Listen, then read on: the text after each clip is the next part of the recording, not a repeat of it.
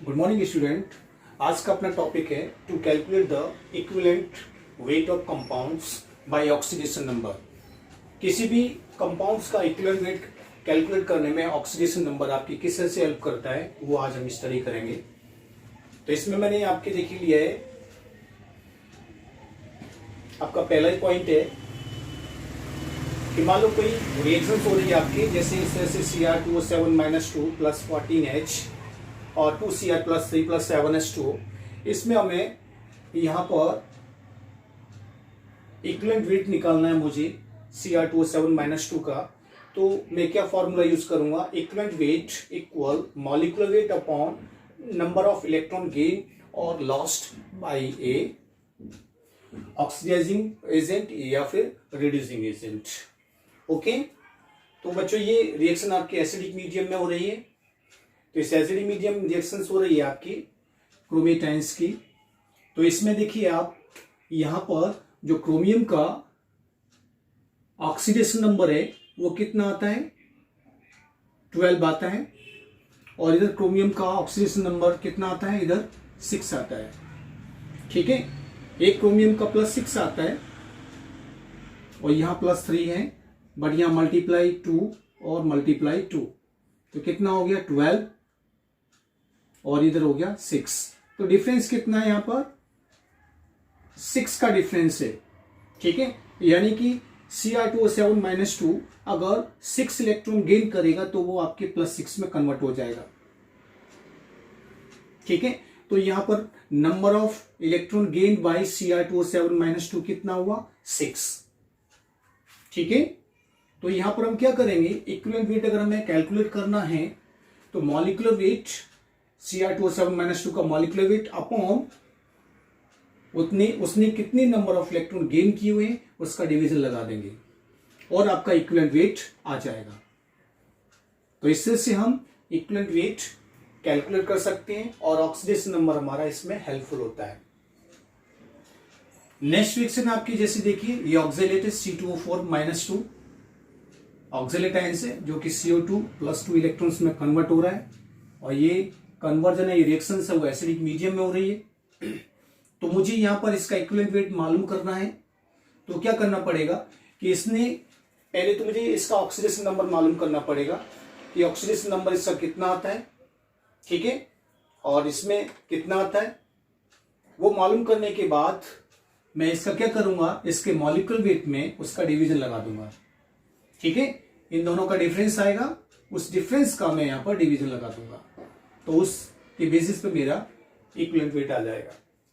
तो यहां पर आपकी C2O4-2 जब CO2 में कन्वर्ट होता है तो ये इतनी इलेक्ट्रॉन लूज कर रहा है। कितने इलेक्ट्रॉन लूज कर रहा है, 2 इलेक्ट्रॉन लूज कर रहा है। ठीक है ना, तो यहां नीचे क्या आएगा, number of electron lost by oxalate ions कितनी आ गई, 2, तो m/2 और हमारे इक्विवेलेंट वेट कैलकुलेट हो जाएगा। नेक्स्ट आपकी कुछ रिएक्शंस ऐसी होती हैं जो कि मीडियम चेंज करने पर उनका इक्विवेलेंट वेट चेंज हो जाता है। ठीक है, मीडियम चेंज करने पर उनका इक्विवेलेंट वेट क्या है, चेंज हो जाता है। वो हम यहां रिएक्शन देखिए स्टडी कर रहे हैं। इन डिफरेंट कंडीशन से कंपाउंड में हैव डिफरेंट इक्विवेलेंट वेट। जैसे पहला हमने रिएक्शन स्टडी किया, MnO4- convert into Mn+2 acidic medium में। एसिडिक मीडियम में आपके देखिए जो KMnO4 यानी कि मैग्नेट आयंस है वो Mn+2 में कन्वर्ट हो रहा है। तो नो प्रॉब्लम, इक्विवेलेंट वेट निकालते हैं। तो पहले हम इनका क्या करेंगे, ऑक्सीडेशन नंबर निकालेंगे। मैग्नीज का ऑक्सीडेशन नंबर कितना आता है, +7 आता है, +7 आएगा। और इसका कितना आएगा आपकी, +2। डिफरेंस कितने का है दोनों में, 5 का है। यानी कि ये यानी कि 5 इलेक्ट्रॉन गेन करेगा तब ये आपके +2 में कन्वर्ट होगा। ओके, तो m/5, तो इक्विवेलेंट वेट इक्वल क्या आ जाएगा, m/5। ठीक है, मॉलिक्यूलर वेट अपॉन कितने नंबर ऑफ इलेक्ट्रॉन उसने गेन किए हुए, तो m/5 हो गया यहां पर। ओके, तो इससे से इसका आंसर ये आ जाएगा। तो एसिडिक मीडियम में आपकी MnO4 Mn+2 में कन्वर्ट होता है, जिससे उसका इक्विवेलेंट वेट m/5 आता है। न्यूट्रल या फिर वीक अल्कलाइन मीडियम में MnO4- से वो MnO2 में मैग्नीज डाइऑक्साइड में कन्वर्ट होता है। तो MnO4 माइनस में ऑक्सीडेशन नंबर Mn का +7 है, लेकिन यहाँ Mn का ऑक्सीडेशन नंबर चेंज हो जाएगा, +4 हो जाएगा। तो +7 और +4 डिफरेंस कितने का है? 3 का है। ठीक है, +7 और +4 डिफरेंस कितने का है? 3 का है, यानी कि इसने 3 इलेक्ट्रॉन्स गेन किए, तब ये +4 में कन्वर्ट हुआ है। तो क्या हो जाएगा? मॉलिक्यूलर मास अपॉन 3, यानी कि कितने नंबर ऑफ इलेक्ट्रॉन उसने गेन किए उसका डिवीजन लग जाएगा यहाँ पर, और इक्विवेलेंट वेट आपके आ जाएगा। तो इससे से न्यूट्रल या वीक एल्कलाइन मीडियम में m/3 इक्विवेलेंट वेट आता है। अब ये फाइनली आपकी स्ट्रॉन्ग अल्कलाइन मीडियम में अगर हमें इक्विवेलेंट वेट मालूम करना है मैग्नेटाइंस का, ठीक है ना, तो MnO4 माइनस +7 ऑक्सीडेशन रहेगा, ये कन्वर्ट हो जाता है MnO4 -2 में कन्वर्ट होता है, जहां पर मैग्नीज का ऑक्सीडेशन नंबर +6 होता है। ठीक है, तो डिफरेंस कितने का है इसमें? 1 का डिफरेंस है, यानी कि ये एक इलेक्ट्रॉन गेन करेगा तब MnO4 -2 में कन्वर्ट होगा। तो इक्विवेलेंट वेट निकालने के लिए क्या करेंगे? Molecular mass upon number of electron gain by मैग्नेटाइंस। ठीक है, तो 1 तो इक्वल m। तो इससे से आपकी देखिए मीडियम चेंज करने पर मैग्नेटाइंस का जो इक्विवेलेंट वेट है वो अफेक्टेड हो रहा है, m/4, m/3 और ये m। ठीक है, अब देखिए जो पोटेशियम परमैग्नेट यानी कि KMnO4 माइनस जो है, पोटेशियम परमैग्नेट का जो ऑक्सीडाइजिंग नेचर है, ऑर्डर है, वो डिफरेंट मीडियम में क्या क्या होगा? एसिड मीडियम में ऑक्सीडाइजिंग नेचर ज्यादा होगा, थोड़ा कम होगा न्यूट्रल में, और सबसे कम होगा आपकी अल्कलाइन मीडियम में, सबसे कम ऑक्सीडाइजिंग नेचर होगा KMnO4 का। तो इस तरह से बच्चों हमारे क्या ये ऑक्सीडेशन नंबर हेल्पफुल होता है किसी भी ऑक्सीडाइजिंग या रिड्यूसिंग जो सब्सटेंस है उनका इक्विवेलेंट वेट कैलकुलेट करने में। ओके, देखो ये आपकी क्रोमेटाइन है Cr2O7 - 2 2Cr+3। ओके, यहाँ देखो 12 का है, यहाँ 6 का डिफरेंस है, एसिडिक मीडियम में हो रही है, तो इक्विवेलेंट वेट क्या आ जाएगा उसका? m/6 हो जाएगा। ओके, तो फटाफट इसका स्क्रीनशॉट ले लीजिए।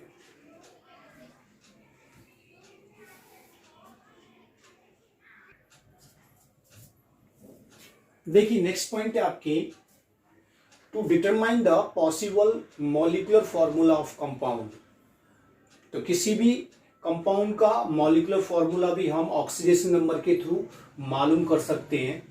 ठीक है, उसके लिए हम एक यहाँ पर क्वेश्चन स्टडी करते हैं, और वो क्वेश्चंस क्या है कि suppose that there are 3 atoms A, B, C and their oxidation number are 6, यानी कि +6 किसका है? A का, -1 है B का, और -2 है C का रेस्पेक्टिवली। तो then the molecular formula of compound will be. तो कंपाउंड का मॉलिक्यूलर फॉर्मूला क्या होगा ये हमें मालूम करना है। तो आपको मालूम है कि जो कंपाउंड है वो क्या होना चाहिए? चार्ज फ्री होना चाहिए, यानी कि उसका चार्ज क्या होना चाहिए? यानी कि किसी भी कंपाउंड में अवेलेबल जो भी एटम है उन सभी एटम के ऑक्सीडेशन नंबर का जो सम है वो क्या होना चाहिए? 0 होना चाहिए। ओके, तो जितना पॉजिटिव चार्ज है उतना ही नेगेटिव चार्ज होना चाहिए। तो आप देख लीजिए, तो पॉसिबिलिटी यहां पर क्या हो सकती है? देखिए सॉल्यूशन, ये जो +6 है, ठीक है, +6 है, और कैटायन इक्वल एनायन होगा तभी वो 0 हो सकता है। तो -1 और -2 ऑक्सीडेशन नंबर को हमें इस तरह से मल्टीप्लाई करना है कि ये +6 आ जाए। तो देखिए मैं मल्टीप्लाई यहां 4 करता हूं, ओके, मल्टीप्लाई 4 करता हूं और यहां मल्टीप्लाई 1 करता हूं, तो देखिए यहां पर चार्ज कितना आता है? -1 × 4 -4 हो गया, ठीक है, प्लस ये -2 और ये, तो कितना आ गया? ये -2 आ गया। ओके, तो यहां कितना हो गया टोटल? प्लस माइनस माइनस -6 हो गया। ओके, तो इस तरह से मैं मल्टीप्लाई करूंगा ऑक्सीडेशन नंबर में, यहां 4 का, यहां 1 का, तो ये -6 के इक्विवेलेंट हो सकता है। ओके, तो यहां पर देखिए आपकी मॉलिक्यूलर पॉसिबिलिटी क्या हो सकती है मॉलिक्यूलर फॉर्मूला की? ए कितनी है आपकी?